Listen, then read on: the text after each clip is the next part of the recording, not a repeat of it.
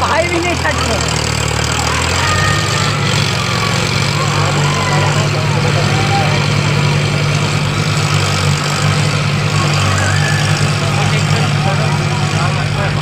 एक बार जो बैलेंस बन जाए नी